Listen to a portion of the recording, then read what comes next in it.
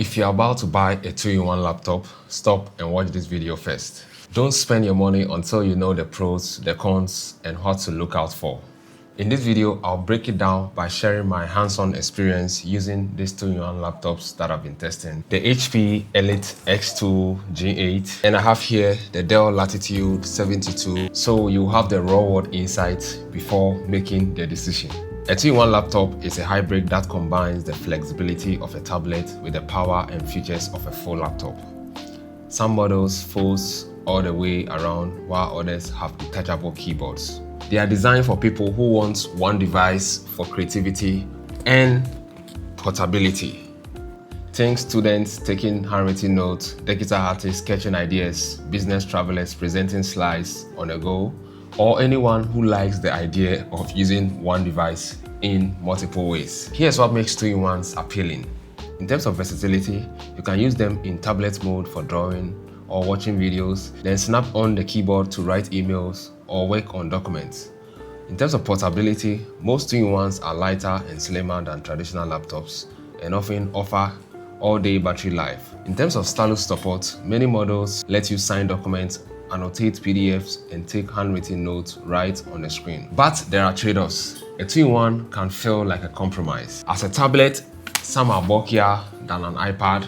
As a laptop, typing on your lap can feel awkward, and detachable keyboards or hinges can wear out over time. Many buyers are surprised that the pen and even the keyboards are often not included in the box. And while they handle everyday productivity well, if you need workstation level performance, then a traditional laptop might be a better choice. Now let's talk about these 2-in-1s I've been testing to give you some real-world context. The HP Elite X2 G8 was released in 2021, but it's still a very capable in 2025. It has a premium feel with a detachable leather-based keyboard, backlighting, a bright touchscreen with front and rear cameras, and weighs about 1.1 kg without the keyboard and 1.2 kg with it. The model I have runs Intel 11 Gen Core i5 with Iris Xe graphics, 16 gigs of RAM, and 512 SSD. It has 3 USB Type-C ports, 2 of them uses Thunderbolt plus 1 headphone jack. Boot time takes under 20 seconds. Browsing and app launches are snappy. It even handled 4K editing in CapCut, while I had Illustrator and multiple apps and browsers tabs open. The touchscreen and included pen makes page zooming, signing, and sketching simple. The keyboard feels better than most detachable units, though I recommend a Bluetooth mouse for precision.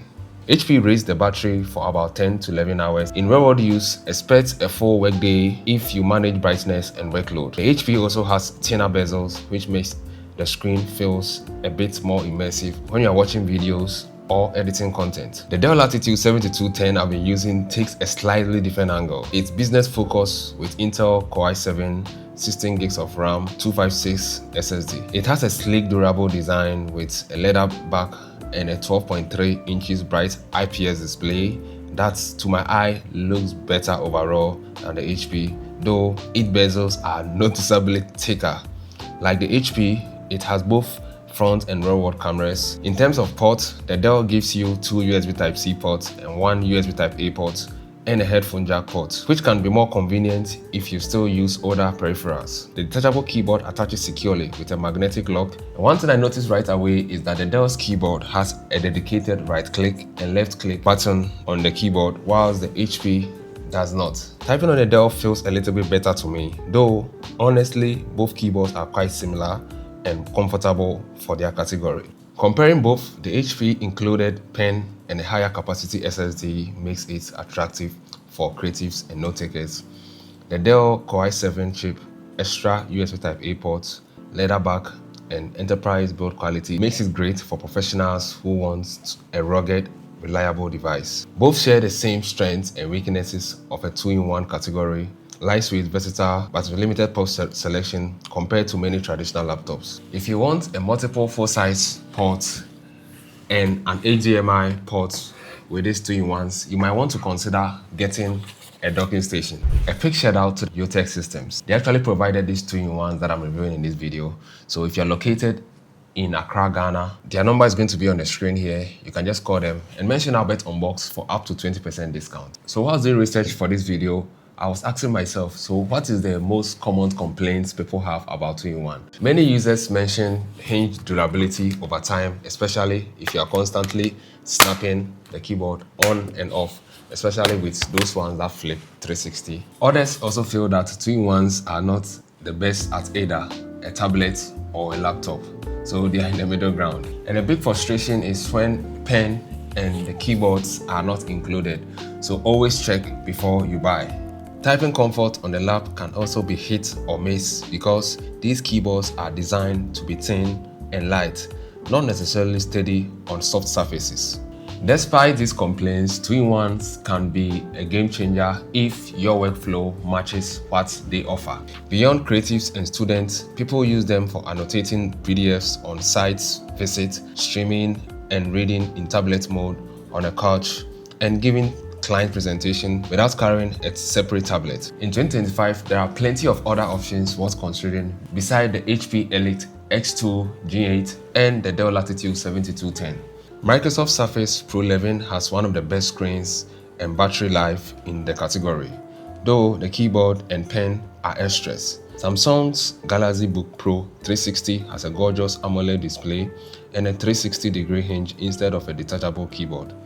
Lenovo Yoga series and IdeaPad Dual model also offer strong value at different price points. Before you buy a 2-in-1 laptop, ask yourself a few questions. What matters most to you? Pen support, tablet comfort, raw performance? Are the keyboards and pens included, or do you need to buy them separately? How steady is the hinge mechanism or the detachable mechanism? Do you need a legacy port, or are you okay with just USB Type-C and maybe you use a dock? Will you actually use it in tablet mode, or will it sit on the desk most of the time?